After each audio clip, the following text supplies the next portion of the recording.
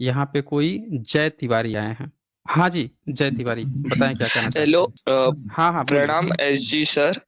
मैं एक 11वीं हाँ का जी। छात्र हूँ जो साइंस से पढ़ाई कर रहे हैं, बट मैं जब एक यूट्यूब चैनल के कमेंट बॉक्स में गया, मैंने उधर आपकी पब्लिक यानी जो आपके सपोर्टर्स है उनके कमेंट पढ़े जो कहते हैं कि नालंदा यूनिवर्सिटी को ब्राह्मण ने जलाया। इसके आपके पास बहुत सारे प्रूफ है, तो मैं उसी चीज में आपसे बात करना चाहता हूँ। तो क्या प्रूफ है? बोलिए। क्योंकि मैंने भी उसके बारे में जहां तक पढ़ा ना, तो मुझे सिर्फ 2 ही किताब मिली जिसमें ये लिखा था कि ब्राह्मण ने जलाया। वो 2 किताब भी सेम स्टोरी नहीं बता रही थी। अच्छा, आपको कहाँ से पता चला कि नालंदा यूनिवर्सिटी के बारे में? नालंदा भारत में यूनिवर्सिटी, नालंदा यूनिवर्सिटी जलाई गई थी, इसका पता कहाँ से चला? इसका पता मेरे को एक बुक है जिसको मैंने हिंदी में ट्रांसलेट करके सुना, जो इसने मिनिहाज ई सीरज कुछ ऐसे नाम के एक पर्शियन हिस्टोरियन ने लिखा है, तबख्त ई नसीर ऐसी वो बुक है। उसमें तो कहीं उसमें नाम ही उसमें नहीं आया उसमें है यही नालंदा बताया का। गया, उसमें नालंदा उसमें यूनिवर्सिटी को बख्तियार खिलजी ने जलाया, ये उनने बताया। जब उनने ये उसमें बताया, नालंदा यूनिवर्सिटी, मिस्टर जय तिवारी, आप झूठ मत बोलिए। उस पूरे किताब में नालंदा यूनिवर्सिटी का कहीं जिक्र ही नहीं आया है कि उसे जलाया गया है।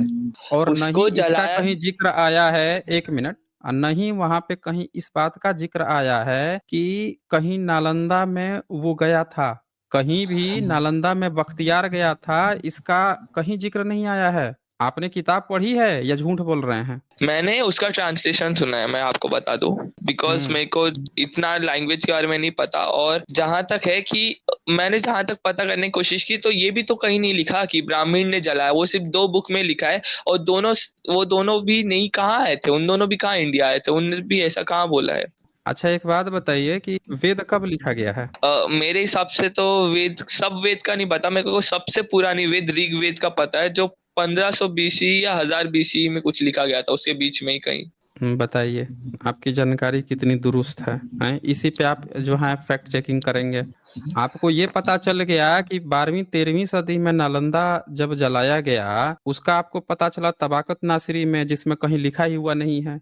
अभी किताब खोल के हम दिखाएंगे उस पूरी किताब को, उसमें कहीं लिखा ही हुआ नहीं है कि नालंदा कभी जलाया गया। और दूसरी बात कि जो ऋग्वेद है, जो 15वीं सदी में लिखा गया है, उसको आप बता रहे हैं कि 1500 बीसी में लिखा गया है। हम्म। कौन सी पढ़ाई पढ़े हैं भाई? मैंने क्या कहा, आप देखें, ये सरनेम भी इनका तिवारी है। आप लोग क्यों उल्टी पढ़ाई पढ़ते हैं? लाइए अब इनकी किताब खोलते हैं।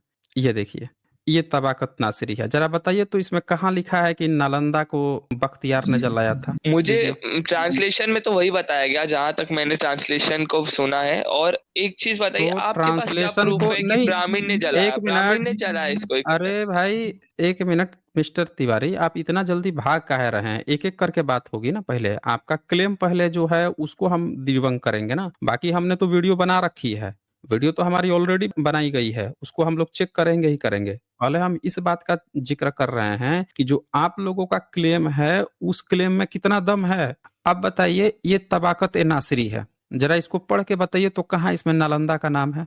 पढ़िए, अनम्यूट कीजिए अपने को, कहाँ with नालंदा का नाम है? 200 horsemen in defense armor and subsequently attacked the place. There were 2 brothers of Phrygia, men of learning, one Nizamuddin, the other Samsam-ud-Din by name, in the service of Muhammad-i-Bakhtiyar, and the author of this book met with Sam-ud-Din at Lakhan in the year 641 H, and this account is from him. These 2 wise brothers were soldiers among the band of holy warriors when they reached a gateway of the fortress and began the attack, at which time Muhammad ibn Bakhtiyar, by the force of his interpretedly damned himself into the postern of the gateway of the place, and then captured the fortress and acquired great booty. The greater numbers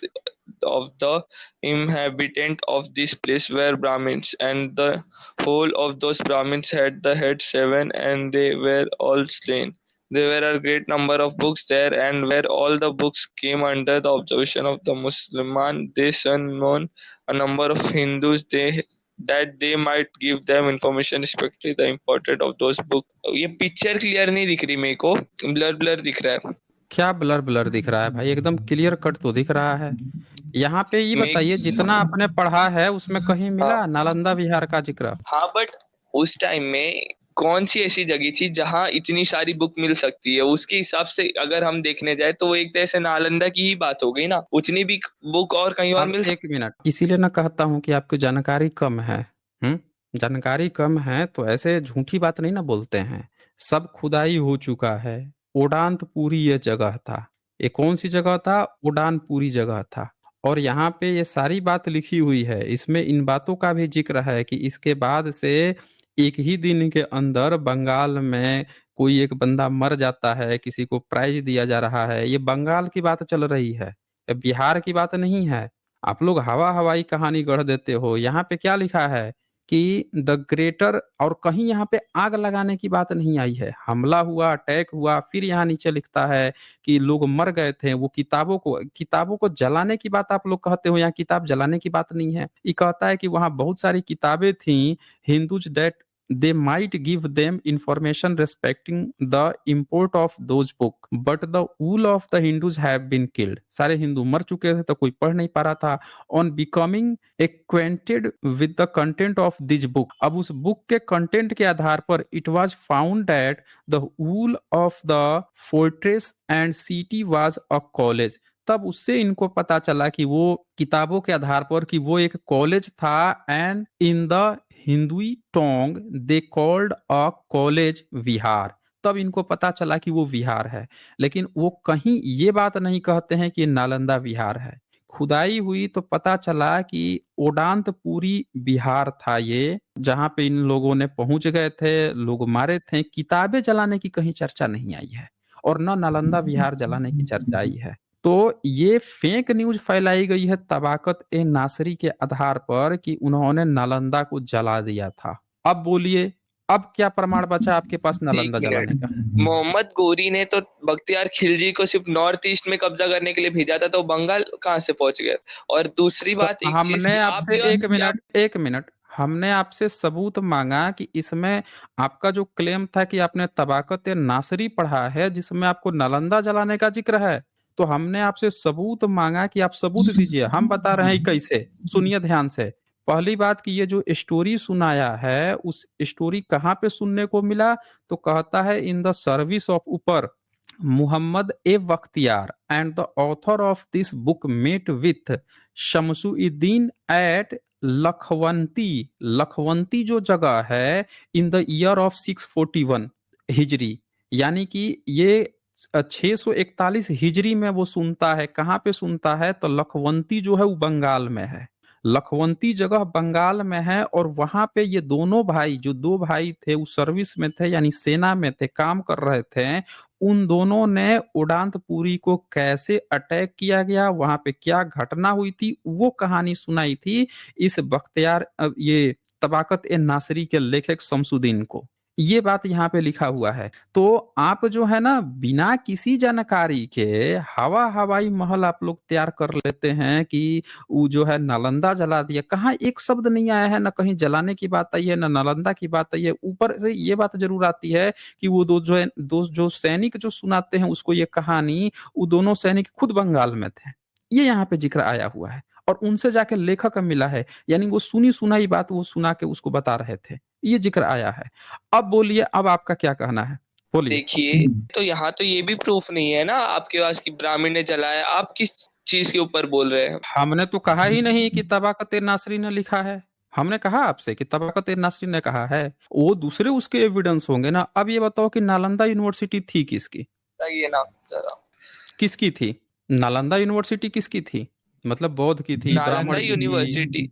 Nalanda university हम्म, बनाई तो Gupta empire में एक ब्राह्मण राजा ने थी, कौन बोल दिया? पर वो सबके अच्छा, लिए था। ब्राह्मणों ने गुप्ता बना दिया एम्पायर, था? अच्छा, तो गुप्ता गुप्ता एम्पायर ने बना दिया था? गुप्ता किसमें आता है? कौन से कुमारा गुप्ता? गुप्ता किसमें आता है? कुमारा गुप्ता। बताइए। कुमारा कुमार गुप्ता ने गुप्ता कौन था? 427 बताइए। सीई में बनाया था, राजगिरा में। बताइए, फोर कितना पे बताया था? 427 सीई। बताइए। और भारत में फाहियान कब आया था? क्या? फाहियान कब आया था भारत में? ये नाम मैं पहली बार सुन रहा हूँ, मैं बता दूं।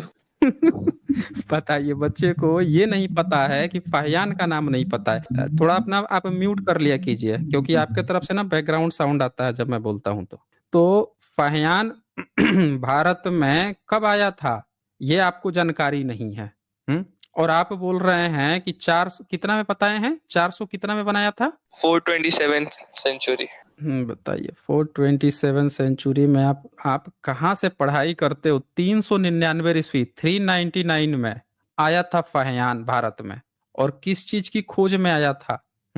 वो नालंदा यूनिवर्सिटी में पढ़ाई करके गया था, पटना गया था, और वहां पे उसने पढ़ाई किया, जिक्र किया कि 3 साल वहां पे विनय पिटक पढ़ के गया हुआ है 399 एडी में।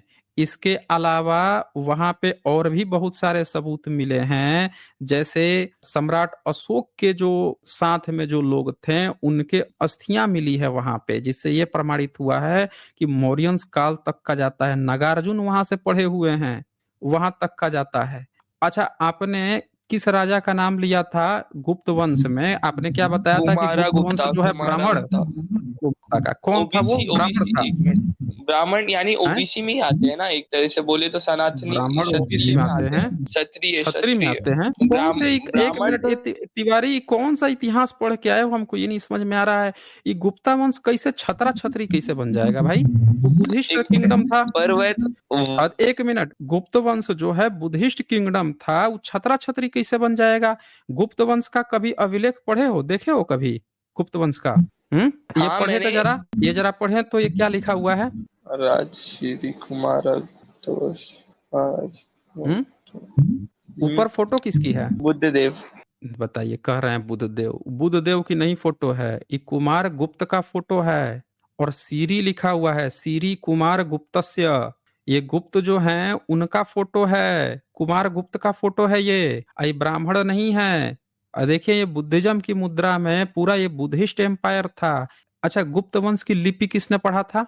मुझे नहीं पता, पर एक चीज बताओ कि ये जो ये गुप्त, नहीं है एक कि एक मिनट, अरे एक मिनट, गुप्त वंश जब ये लिखवाया है उसको तो देवनागरी लिपि में लिख दिया गया नीचे, लेकिन सवाल ये है कि गुप्त वंश जो है ये जो लिखवाया था इसकी लिपि कौन पढ़ा था? नीचे धम्मचक्र भी है, सब लोग देख सकते हैं। तो गुप्त वंश जो है अगर इसने स्थापित किया था नालंदा विश्वविद्यालय, तो भाई वहां पे मौर्य काल के जो मोगदलियान और भी वहां के उस समय के जो भिक्षु लोग थे, अरहत लोग थे, उनके अस्थि अवशेष क्यों मिल रहे हैं? नागार्जुन वहां पे पढ़ाई किए थे, उसके क्यों सबूत मिल रहे हैं? उसके ईंटों की साइज जो है नालंदा के, अभी ग्राउंड लेवल की खुदाई ये लोग नहीं करवाए हैं आज तक। ये भाग गए क्या? ये देखे भाग खड़ा हुआ ये लड़का, ये देखिए ये लड़का भाग खड़ा हुआ। एक ही सबूत देखा गुप्त वंश का, जिसको कभी ब्राह्मण, कभी हिंदू, कभी छत्री, कभी पता नहीं क्या क्या बना रहा था, छोटा छत्री, बड़ा छत्री, एक ही सबूत देख के भाग खड़ा हुआ।